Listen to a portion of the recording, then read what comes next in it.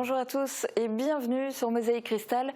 Dans cette émission, on fera le point sur le rapport de la Chambre régionale des comptes concernant le SIDEM et le président du syndicat mixte de transport et de traitement des déchets ménagers de Moselle-Est, Roland Roth, y reviendra largement en interview. Pour les autres titres de l'actu du jour, voici le Flash Info. Un nouveau maire pour Lemberg. Suite à la disparition de Patrick Klein, une nouvelle équipe municipale devrait être mise en place. C'est tout naturellement que le premier adjoint Jean-Marc Wagner a été élu ce jeudi soir avec 13 voix sur 15. La Chambre régionale des comptes a émis un rapport sur le budget 2020 du SIDEM. Elle estime que le résultat d'exploitation du syndicat est déficitaire de 20 278 097 €. Le rapport sera présenté au comité syndical et les propositions seront discutées, mais rien n'indique qu'elles seront adoptées. Le président n'est pas favorable à une augmentation des tarifs. Le jeune Théo a 7 ans, il est épileptique. Son médecin lui a fourni des certificats médicaux qui le dispensent du port du masque. Scolarisé à Sarreguemines, des règles très strictes ont été mises en place par son école. Il est mis à l'écart des autres élèves. Sa mère ne tolère pas cette situation et lance une alerte. La commune de Sarralbe a obtenu le label Ville active et sportive lors d'une cérémonie à distance en présence de la ministre déléguée au sport. Cette distinction nationale est honorifique. Elle récompense le travail des associations et des partenaires depuis plusieurs années. Sarralbe compte 15 associations sportives et près de 1300 licenciés. Le Centre Pompidou-Metz propose une visite virtuelle de l'exposition Chagall, prévue dans ses locaux jusqu'au 15 mars, mais en attente d'ouverture pour cause de confinement. Le 21 novembre à 11 h, le public pourra découvrir cette exposition avec des témoignages de la petite fille de Marc Chagall et du maître verrier Benoît Marc sur le site internet www.centrepompidou-metz.fr.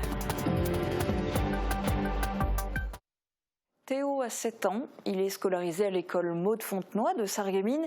Il est épileptique et il dispose depuis mardi d'une dérogation pour le dispenser du port de masque et de visière. Il est accueilli dans l'établissement mais avec des règles très strictes qui peuvent l'isoler. Une situation que ne tolère pas sa mère. Marie-Morgane Lorenz l'a rencontrée. Voici les documents que Sandra a remis cette semaine à l'école de son fils. Des certificats médicaux qui dispensent Théo de port du masque en raison de son épilepsie. L'enfant est accepté, mais avec des règles sanitaires strictes. Que Théo 1 serait isolé de la classe, serait isolé aussi en cours de récréation. Que la personne qui s'occupait de lui, AVS, même si ce n'est pas son AVS attitré, n'allait plus s'en occuper. Qu'il n'allait plus faire de cours de religion parce que la salle est trop petite et qu'elle, en tant qu'enseignante, n'allait plus lui corriger ses devoirs ou autres travaux. Et là, c'était juste scandaleux parce qu'elle a dit tout ça devant le petit. L'établissement suit le protocole donné par la hiérarchie. Sandra récupère Théo à la sortie de l'école pour découvrir comment s'est passée sa journée. Et ça te fait mal au cœur de ne pas aller avec les autres? Mais je suis y allée. Avec le masque ou sans le masque? Avec le masque. Et si tu n'as pas le masque, est-ce que tu as le droit ou tu n'as pas le droit? J'ai pas le droit. J'ai plus envie. T'as plus envie? Pourquoi? Parce que j'ai pas envie de lire. T'as pas envie de lire? De retour à la maison, Théo a du mal à se plonger dans ses devoirs. Il rencontre des difficultés depuis la mise en place des règles sanitaires dans les établissements scolaires. D'abord avec l'obligation du port du masque et aujourd'hui en raison de l'isolement qu'il vit. Le personnel enseignant, je peux comprendre qu'ils aient des peurs par rapport à leur hiérarchie. On ne s'approche même plus d'un enfant sans un masque pour l'aider à l'école, alors que c'est justement là où il doit faire son apprentissage. C'est là où il apprend à écrire, à lire, enfin les bases, et bien là on le rejette totalement. Voilà. Sandra veut aujourd'hui alerter et aider les autres parents d'élèves qui pourraient se retrouver dans la même situation. Elle est dans l'attente de réponses du rectorat et de l'inspection académique pour que son fils Théo se sente à nouveau à sa place dans son école. L'établissement, quant à lui, n'a pas souhaité répondre à nos questions. Un nouveau maire pour Lemberg. Le poste de premier magistrat de la commune était vacant depuis le décès de Patrick Klein. Hier soir, c'est le premier adjoint, Jean-Marc Wagner, qui a été élu avec 13 voix sur 15. Catherine Henrich a assisté à ce conseil municipal exceptionnel. C'est avec beaucoup d'émotion que s'est tenu le conseil municipal de Lemberg pour la mise en place du nouveau maire et une nouvelle équipe municipale. Patrick Klein, décédé le 5 novembre dernier, a été applaudi par l'ensemble des conseillers.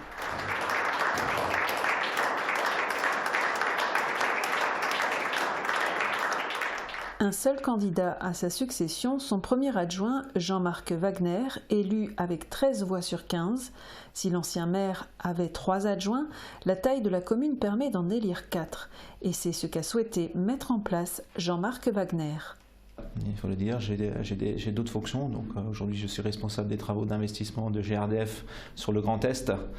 Donc c'est pour ça que j'ai choisi de m'encadrer et de m'entourer de personnes de compétences et de confiance, notamment M. Amrain qui fait partie du conseil depuis 25 ans.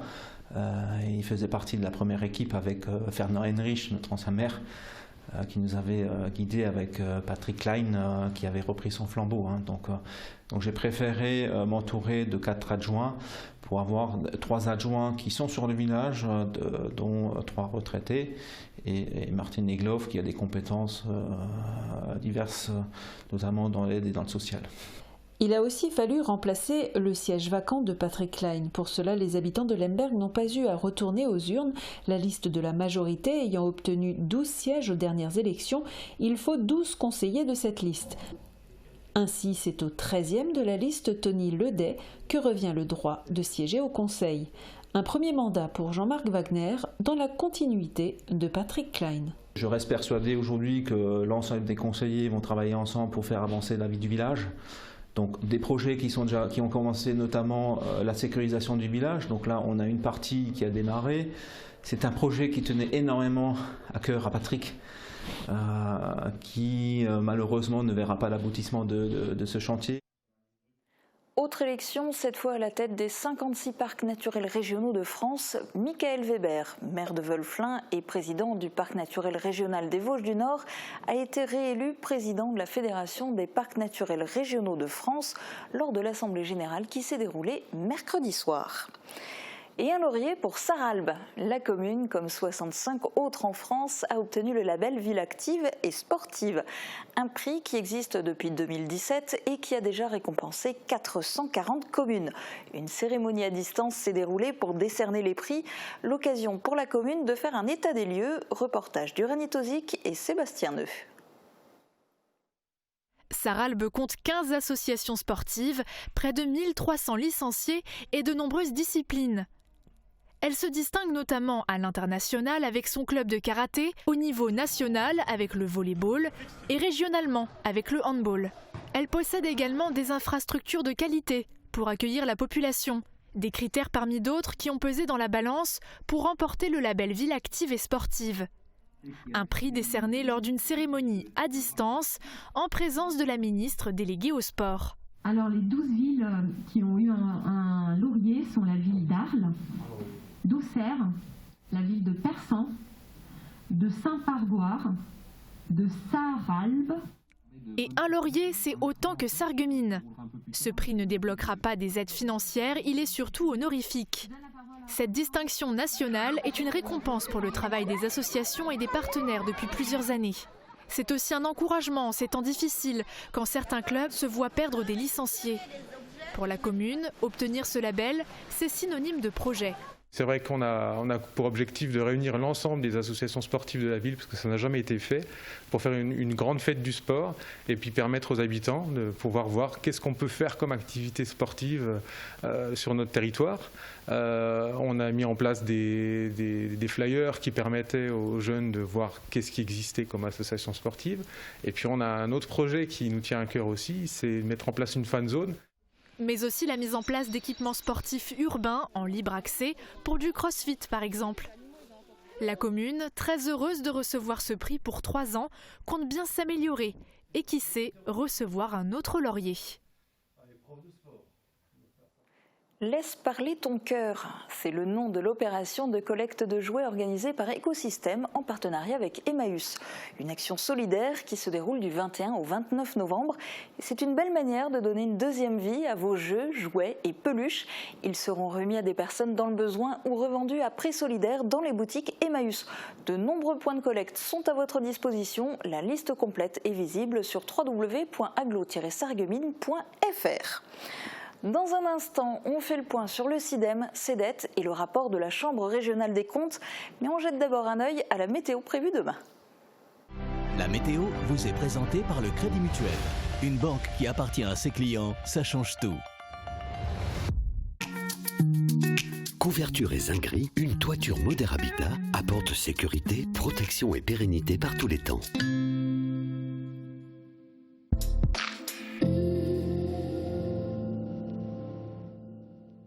Bonjour tout le monde, bravo à ceux qui ont trouvé. Hier j'étais à Kalhausen. Et aujourd'hui je me trouve dans un village proche de Sarreguemines et qui abrite sa mairie dans un château. Alors non, ce n'est pas Rémelfin, c'est un village fleuri, entouré par la forêt et qui s'est vu attribuer la dénomination village touristique pour son cadre de vie accueillant et ses nombreuses activités à faire au bord de l'eau. Un indice supplémentaire, ici il n'y a pas un, mais 2 étangs. Allez, on passe à la météo. Demain matin, soyez très prudents sur les routes parce que les minimales vont descendre sous la barre des 0 degrés et les brouillards peuvent être givrants. Le ciel restera gris une grande partie de la matinée, mais le ciel finit par s'éclaircir dans l'après-midi. Mais pas de quoi faire remonter les températures qui iront de 6 à 7 degrés au maximum en journée. Demain, on fêtera les Amalberges et il fera jour de 7h51 à 16h43. Et continuez à m'envoyer vos réponses. En attendant, je vous souhaite de passer une très belle journée et à très vite. Merci d'avoir suivi la météo avec le Crédit Mutuel. Une banque qui appartient à ses clients, ça change tout. Drive, Click and Collect ou livraison, vos commerçants de Sarreguemines se mobilisent. Soutenus par la ville de Sarreguemines, une centaine de commerçants s'adaptent pour que tous vos achats du quotidien et vos préparatifs de Noël se fassent en ligne.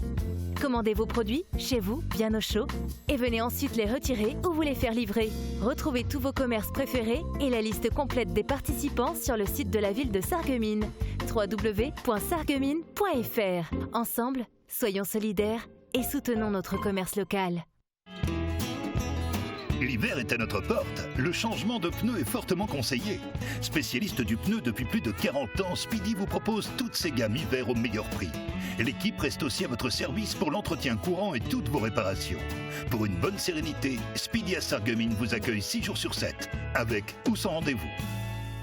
SM Distribution propose une large gamme de produits anti-Covid pour particuliers et professionnels. Équipez votre enfant avec nos masques adaptés dès l'âge de 6 ans et découvrez notre Puro Biocide et Virucide biodégradables qui désinfectent et cicatrisent et tuent le virus en 30 secondes. SM Distribution répond à tous vos besoins anti-Covid-19.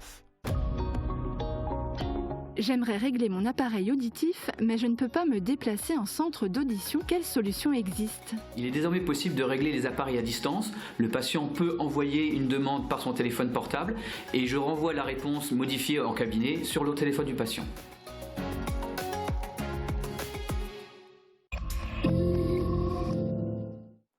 Dans l'édition de samedi, nos confrères du Républicain Lorrain ont remis une pièce dans le jukebox de la dette du SIDEM.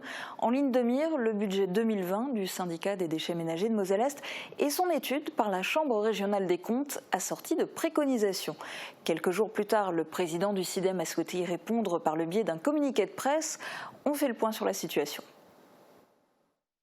Un déficit de 20 millions d'euros au 31 décembre 2020. Le titre est ravageur. L'information est issue du rapport de la Chambre régionale des comptes sur le budget du SIDEM qui effectivement estime que le résultat d'exploitation du syndicat ne serait pas déficitaire de 16 644 498 euros tel qu'annoncé par le budget voté, mais de 20 278 097 euros. Pour aboutir à cette conclusion, la Chambre régionale des comptes acte certains points de désaccord dans le budget, comme le fait d'affecter un excédent d'investissement à la résorption du déficit d'exploitation ou bien la possibilité d'obtenir des prêts au montant estimé dans le budget par le SIDEM.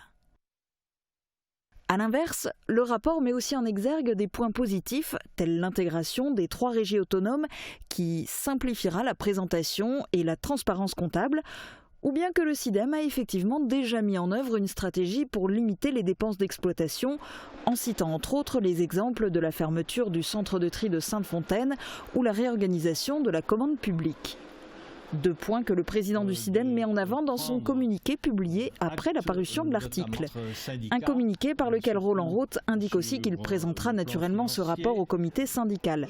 Les propositions de la Chambre régionale des comptes y seront alors discutées, mais rien n'indique qu'elles seront adoptées, la présidence actuelle défendant son refus d'augmenter drastiquement la pression fiscale pesant sur les usagers. Par sécurité, vu le contexte sanitaire en ce moment, nous n'accueillons pas d'invités sur ce plateau. Pour tout de même faire le point avec Roland Roth, je vous propose d'écouter son interview enregistrée hier soir. Roland Roth, bonjour. Bonjour.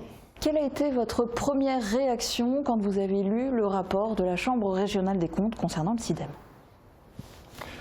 La première chose que j'ai lue, ce n'est pas le rapport de la Chambre régionale des comptes, c'est un article dans la presse qui présentait ce document. Et je ne vous cacherai pas que j'étais un peu fâché, vu la façon de faire, et ça c'était ma première réaction sur la forme, et je crois que je n'étais pas le seul à ne pas avoir été content. Et le rapport en lui-même ? Et le rapport en lui-même, donc on peut passer au fond. Vous savez que bon, je ne suis certainement pas à mon premier rapport de la Chambre régionale des comptes. J'en ai vu passer un certain nombre, et même au niveau du SIDEM, ce n'est pas le premier, puisque l'an dernier, il y a également eu un rapport de la Chambre régionale des comptes, le préfet étant amené systématiquement à faire appel à eux à partir du moment où les comptes ne sont pas équilibrés. Nous le savions. Donc ce document a été réalisé en collaboration, je dirais, avec les services du SIDEM, qui a fourni l'ensemble des éléments qui permettaient donc de travailler, toujours en pleine transparence, je le rajoute parce que ça me semble important, et je ferai même une remarque entre parenthèses: quand on est totalement transparent, ça ne vous arrange pas toujours, puisque bon, on met au grand jour un certain nombre de choses qui, dans la discrétion, sont moins visibles. Un tel rapport s'appuie sur des règles comptables avant tout, donc tout est très mathématique, et on ne tient pas forcément compte de ce qui se passe réellement sur le terrain et des problèmes auxquels on peut être exposé.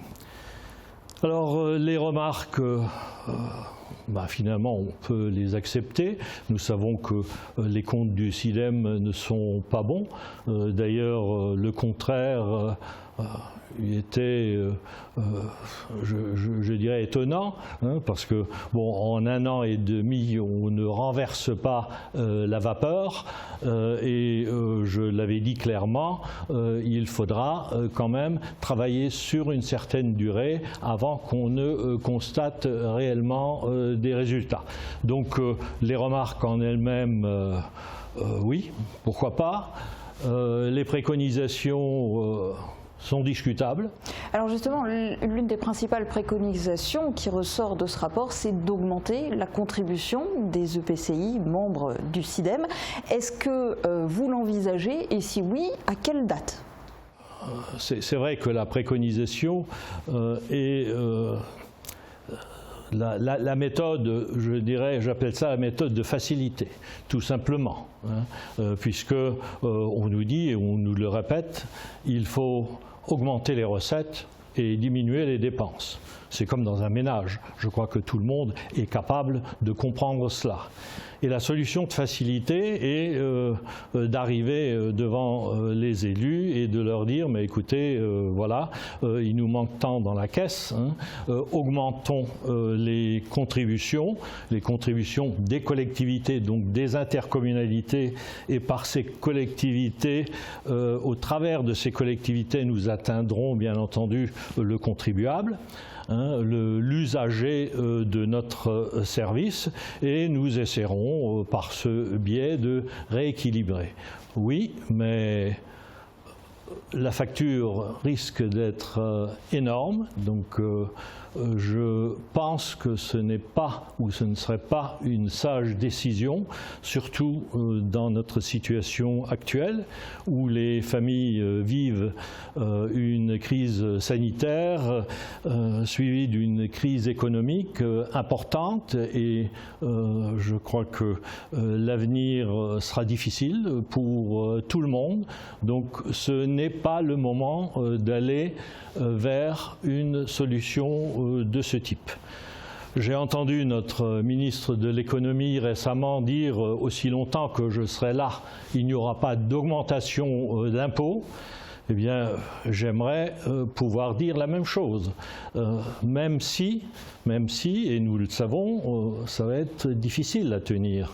Nous avons déjà aujourd'hui des augmentations qui sont à l'horizon au 1er janvier, et elles ne dépendent pas du tout du SIDEM, ces augmentations. La TGAP va passer de 25 € de mémoire à 37 € la tonne de déchets ménagers. Ça se répercutera sur la facture finale du SIDEM. Nous assistons aujourd'hui, et assez curieusement d'ailleurs, à une augmentation importante des quantités de déchets qui nous arrivent. Nous l'avons constaté parce que dès début novembre, nous avons atteint notre quantité maximum qui figure dans nos contrats avec les repreneurs. Donc voilà des choses auxquelles il va falloir faire face. Et si nous ne voulons pas impacter le contribuable, et ça reste ma volonté aujourd'hui, il faudra trouver des économies ailleurs, et encore des économies supplémentaires à celles que nous avons détectées jusqu'ici.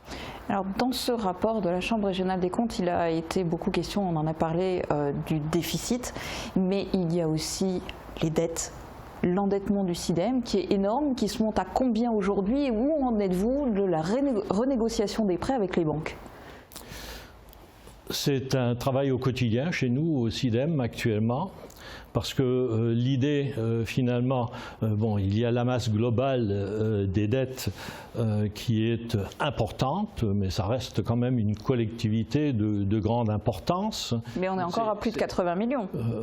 Bon, un peu moins quand même, on doit être aux alentours de 65 millions de dettes réelles, donc de l'argent emprunté à la banque. Mais le problème n'est pas vraiment là. Le problème est au niveau du déficit. Le déficit qui est lié finalement à des factures impayées, à une problématique qui nous occupe au quotidien, parce que le matin en arrivant, bien souvent on a un coup de fil d'un fournisseur qui demande à être payé, et à être payé dans les temps, ce qui, faut le reconnaître, est tout à fait justifié. Ce coup de fil, on le comprend facilement, et il nous faut, à nous, régulièrement veiller à ce que les factures soient réglées dans les temps. Et ce déficit est aujourd'hui pour nous un véritable boulet. C'est un boulet que nous traînons depuis 18 mois et dont il va falloir se débarrasser si nous voulons repartir sur des bases saines. Alors quels sont les leviers? Est-ce que vous avez des pistes en cours? Alors, on a évoqué à l'instant les emprunts, les prêts. Donc là, nous sommes en pleine phase de négociation, puisqu'on essaye de rabaisser les taux, ce qui nous a réussi déjà sur l'une ou l'autre opération, des taux qui passent de 4,5% à 0,15 ou 0,2%, avec un prolongement de la durée de remboursement. Nous essayons d'équilibrer les choses de cette manière-là. Donc ça, ce sont des discussions que nous avons individuellement avec chaque banque, et un certain nombre de ces demandes ont déjà abouti.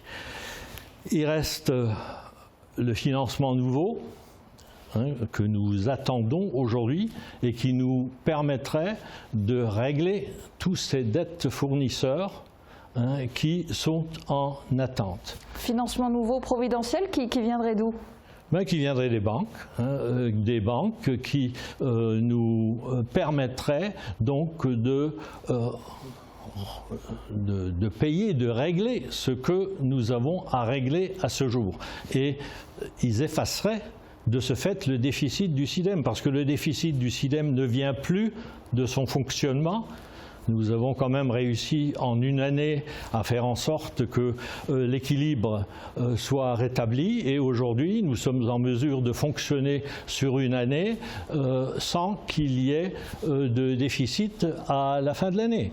Donc c'est un résultat qui est concret, que nous avons recherché et qui a abouti. Donc de ce côté-là, nous sommes dans une situation saine et qui nous convient bien. Par contre, il y a tout ce qui date et qui fait que nous n'avons pas les mains libres, notre trésorerie n'est pas suffisante pour pouvoir répondre à l'ensemble des demandes, et le problème se situe surtout à ce niveau-là. Est-ce qu'une interco peut quitter le SIDEM ? Je vous pose d'autant plus la question que David Suc, qui est président de la communauté de communes du Pays de Bitche, y songerait. Est-ce que c'est possible et dans quelles conditions ? C'est tout à fait possible, puisque chaque intercommunalité, ce sont des membres, il y en a une dizaine. Si l'un des membres veut quitter le SIDEM, il peut le faire, sous conditions, bien évidemment. Ces conditions doivent être calculées. Je pense que c'est surtout des conditions chiffrées. Puisque il va falloir établir un montant qui leur permettrait de quitter le SIDEM, parce qu'évidemment ces collectivités, et chaque collectivité prise à part, a sa part de responsabilité dans la situation financière du SIDEM. Donc on ne peut pas quitter le bateau comme ça en essayant de se mettre à l'abri et de laisser les autres régler les problèmes du SIDEM. Et vous qui pilotez le navire, est-ce que ça vous est arrivé de le regretter ? Est-ce que vous le referiez aujourd'hui ? Vous savez, quand j'ai pris cette décision, je savais à quoi m'attendre. Je n'ai jamais eu de regrets. D'ailleurs, si j'en avais eu, je ne me serais pas représenté au mois de septembre dernier. C'est assez clair. Par contre, je pense pouvoir dire que j'ai eu pas mal de déceptions, malgré tout, entre-temps. Ce sont des choses qui ne sont pas bonnes pour le moral. Je ne les citerai pas, mais un certain nombre de décisions ont dû être absorbées, et ça ne fait pas de bien pour le moral, je le répète. Maintenant, est-ce que je le referai ? Je dirais probablement. Pourquoi ? Eh bien parce que ce genre de décision, on le prend dans un certain contexte. Le contexte de l'époque, c'était l'absence de candidats déjà, et ma volonté de servir, ma volonté d'apporter quelque chose à la gestion de ce syndicat qui s'occupe d'un service qui est indispensable à la vie quotidienne de notre population. Je ne peux pas m'imaginer que ce service service s'arrête demain. J'ai envie de faire, et cette envie, je l'ai toujours et je continuerai. Merci beaucoup en tout cas d'avoir témoigné sur Mosaïque Cristal et je suppose que bien évidemment tous les points que vous avez abordés dans cette interview, vous allez les aborder à nouveau lors du prochain conseil syndical du SIDEM et donc ça, ce sera mi-décembre. Et les caméras de Mosaïque Cristal seront évidemment présentes lors du prochain conseil syndical du SIDEM. Chaque vendredi, on vous propose un retour sur l'actualité de la semaine en Moselle-Est. Alors exceptionnellement, on vous invite cette semaine à regarder ZapMe sur notre site internet www.mosaïque-cristal.tv car c'est déjà la fin de nos 30 minutes quotidiennes. Vous pouvez aussi retrouver tous nos reportages sur internet. Très bon week-end à tous.